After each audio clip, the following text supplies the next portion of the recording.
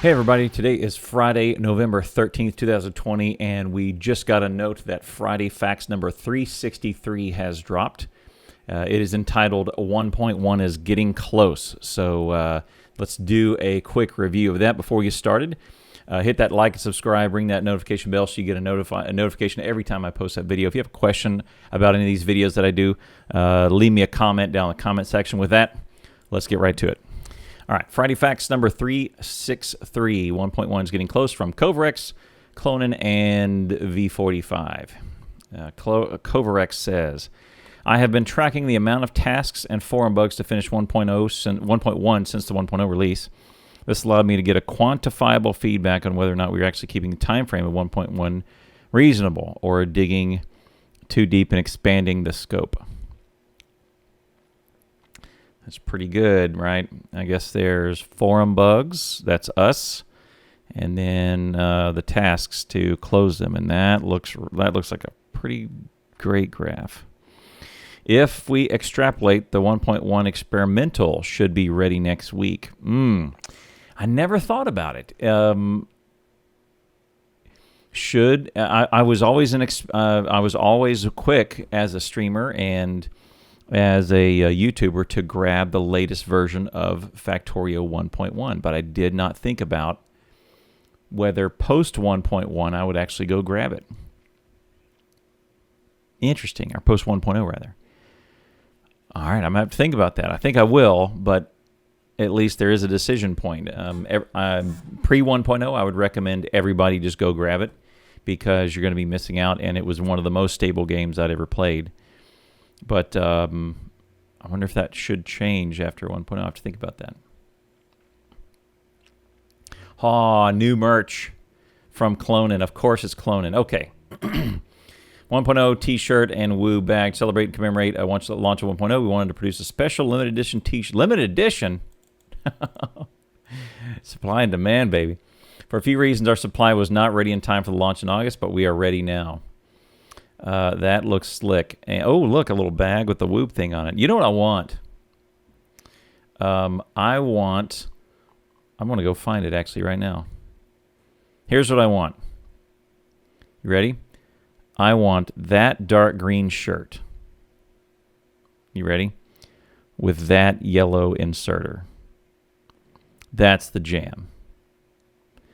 I think the yellow should have gone with the circuit. I think they should swap those two. Anyway, it's available right now.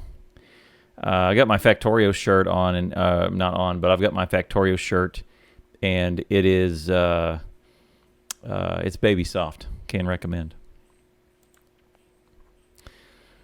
Woo bags, etc. With previous years, we want to ensure an order will arrive before Christmas. You should really order as soon as possible in our eShop, which we just visited. Small things from Coverex. Here we go. There are a lot of changes in 1.1. Explaining all of them would make this just an extended change log. I mean, I'm game if you are, bro. So we only talk about a few more significant topics. Entity GUIs. Ooh, look here. So it is always player inventory on the left and entity on the right.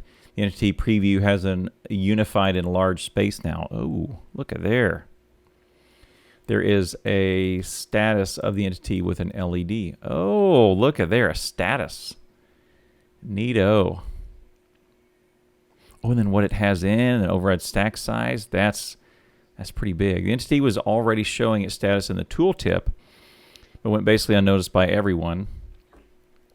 And the proof is that there were many different bugs related to the status and no one ever reported. We believe the status should help everyone understand what's going on, mainly why the entity stopped at the moment. That's great for new players. Took me a while to figure out, without some other mod telling me what my bottleneck was, why it was why an entity was stopped, or why isn't this inserter putting more into the train? There's free spots in the train, right? That's a good good indicator right there. Character tab removal. Oh, I kind of like the character tab. When the tabs are being designed, the character looked like a good idea, but when you inspect properly, it's just filler. The color section can be done by one small pop-up, as in other places. I didn't mind that. The guns and armor are already on screen, so it's duplication. It was. The battery and shields are shown in the main GUI. Yeah. But not.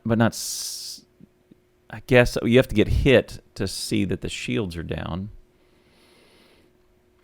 Character options are configurable through the shortcut bar. Yeah. I think you have the same thing in two different places. It's a problem.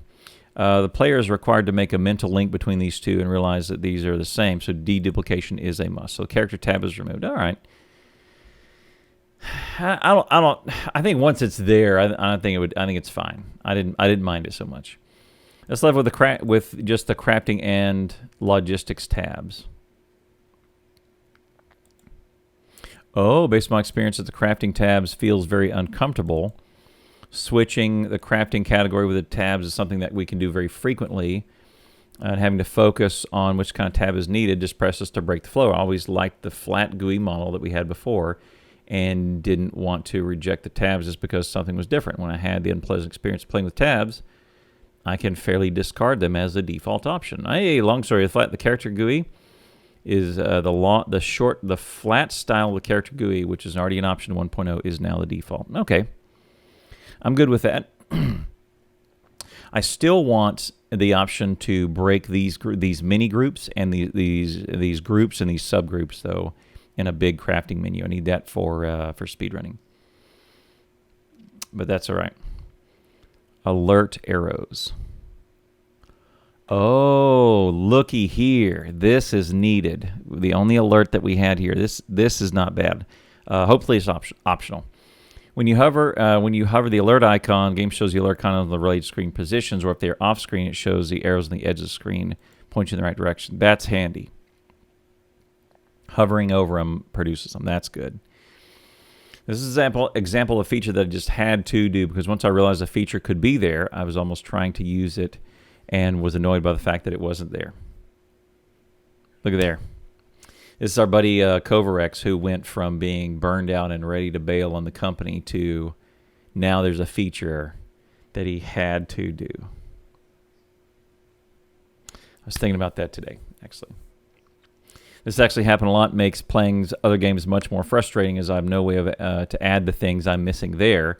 The longer I develop, the more this happens. Well done. I say again, well done. Rich text icon selector. Oh, okay. We have support for rich text stuff since version 1.7, but we never did the last small piece of work to make it known and usable. I would guess that only a small fraction of people actually knew they can write things like item iron plate.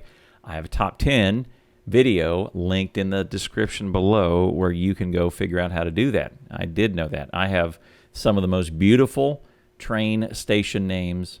You can find exactly what you need. You know what is in the sector, in the stop, and what the stop is doing. There's nothing wrong in the game, nothing in the game that would indicate this would be possible unless you were reading Friday Facts back in 2018. I mean, feel free to link my video on your blog, Kovarex, Clone and Vaclav, anybody, right?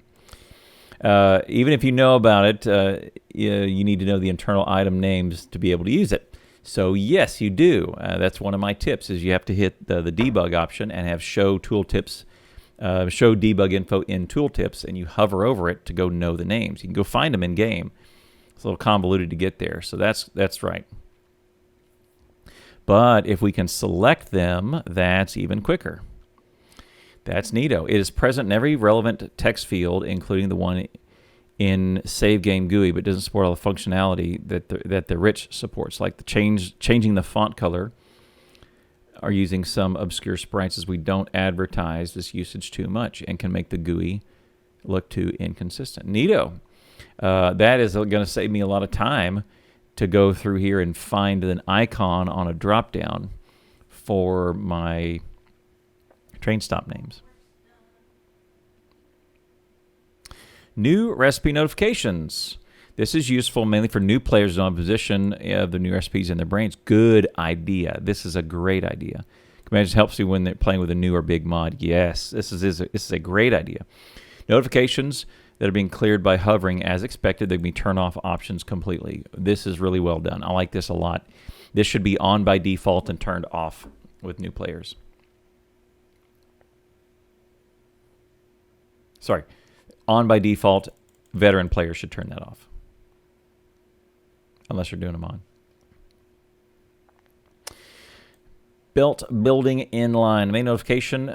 The main motivation to finally do this was the process of building entities directly from Spidertron. It works okay as long as you don't need to build a straight line of belts. It very often helps that the Spidertron is very fuzzy, erratic movements and work against you. I have difficulty drawing a straight line. That is... you got to be able to draw a straight line to be a speedrunner. From now on, the belt building by dragging will be locked into the direction of the belt. As always, can be turned off. Oh, multi-lane spraying. I multi-lane spray all the time. Look at his mouse. His mouse is down here, and he's still drawing a straight line. That's awesome. I think I'm going to leave that on. I have that all the time. Blueprint selection of the map. We have blueprint map building in 1.0, which just means we need to be able to also do the deconstruct, select, and upgrade things from the map too. I like that. You'd be able to see them too, because what will get your UPS dragging downward is if you set a bunch of commands for your construction bots outside of a roboport. You have to walk over to see them, but in the background, it is still pinging your UPS all the time. That's going to be handy. Oh, Entity Night lighting, finally, cloning Ernestas. The graphics in game have had steady improvements over the course of developments with greater detail, better process, of course, deeper experience. However, one part of the game that never quite felt right is the way entities were lit up at night. That's a great one, especially the lamps that were they're colored non-white. Oh, I always thought that we could do better with the accumulators. They look neato.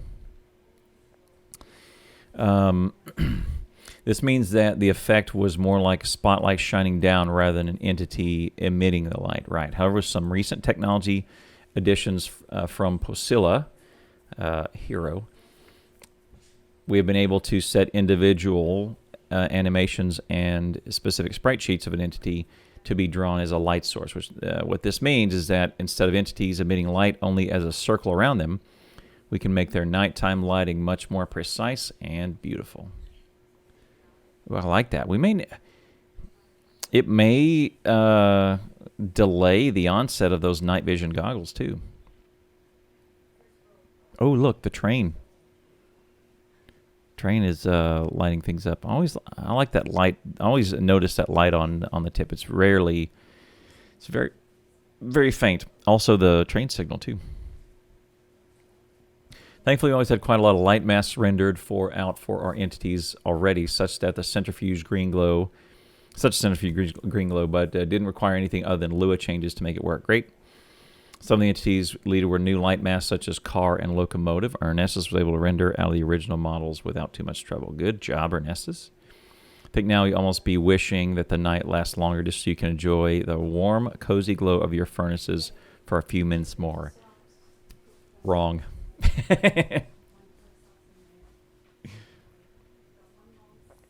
Technology effect icons, V45 and Albert. For a long time, Factorio has had technologies which gave their player abstract bonuses. The problem is, like bonus damage. Problem is, all these are shown as a red plus symbol, and there's no way to tell which one is which. I agree. I have to hover over them.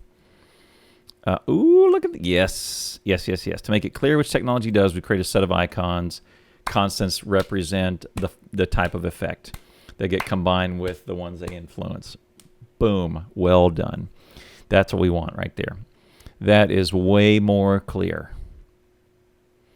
Then, because in mods, sometimes these are combined, and you got to go hover over all of them to figure out if, all right, does this affect PLDs or does it affect flamethrower turrets or That's great. For researches like damage bonus, the icon automatically inherit from the most basic item. Okay, which mod adds ammo category with its own ammo. The effect is influencing on mod ammo will show its icon correctly. Okay, so it grabs the yellow round, not the piercing round, but when you hover over it, it shows me piercing rounds and uranium. Good deal. The constants also draw the technology on the icon itself. Good. And look, they put the right, I guess in the Photoshop world it's called stroke. It's an outline around shapes. There's a finite number of effects that can be enabled by mods. We've added some visual representatives to every one of them. So some are more ridiculous than the others, but some are also rarely used. Ghost Love, X Love, Ghost Time. Charge capacity, speed. Oh no, that's speed. Where's bot? Okay, there's bot speed, bot capacity, bot charge. Okay. Recipe quickness. Oh, a productivity bonus? Wait, where's mining productivity? It's not listed.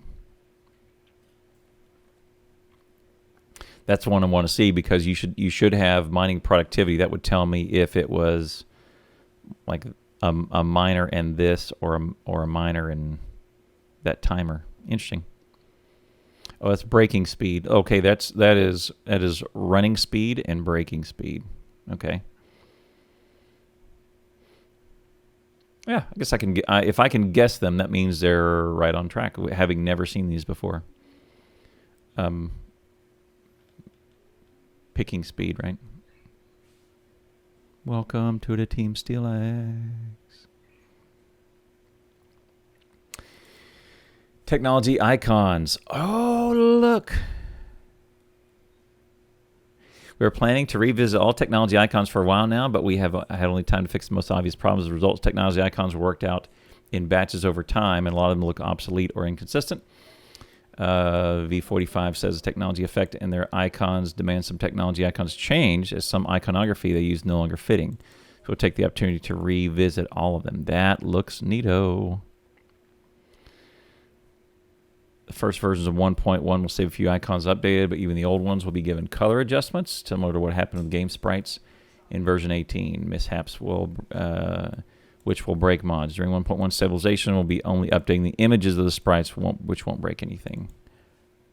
Secret message received, V45.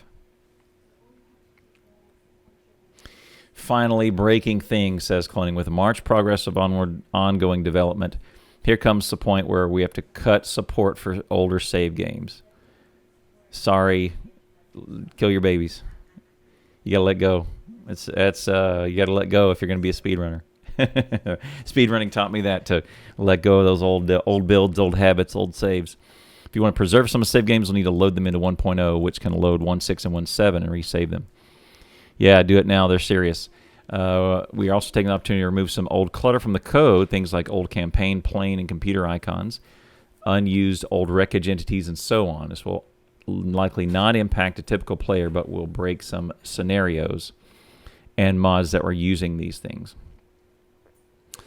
We're looking at the new technology icons. Realize some have inconsistent names. For instance, Combat Robotics 1, 2, and 3 only unlocks a single item. So in this case, we have to rename them to Defender, Distractor, and Destroyer. Boom. I rarely use those, and the one time I wanted to do it was to get my Minions achievement, which is have 100 of them, and all of those confused me when I went to do them because I rarely use them. This will be good. We also did some of the minor grammatical tricks, such as unifying all the technology names to be singular. Okay, I get it. Furthermore, there are a lot of small changes to the game data, Lua API that can cause models to break. If you're interested, concerned, Abilka has a list of the changes on the forum. All these small tweaks and renames have the possibility to break some mods which were referencing them.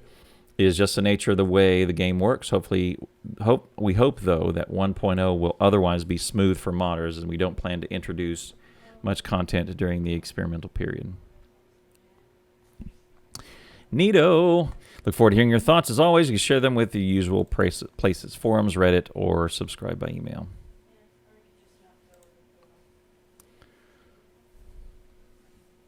It's going to be good. Look at the polish.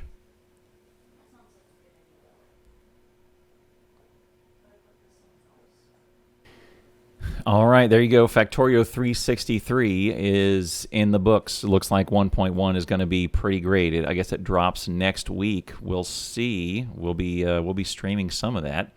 So make sure you visit me on twitch.tv/Clowntown. I'm there 5-6 days a week live. You can come talk about it, or if you want to, you can leave a comment or a question in the comment section below. I got a question this week that said, when do you think 1.1 will be out, based on the graph that we just saw and the number of bugs they have and the fact that experimental is coming out next week. I think 1.1 will be pretty much a slam dunk before, say, Christmas time, so mid-December, and then we're done, especially if experimental is dropping next week. That gives them about 6 weeks to Christmas, 4 weeks. It's plenty of time given the great progress they're making. I think this is going to be great. So thank you very much for all your support. We'll see you next time.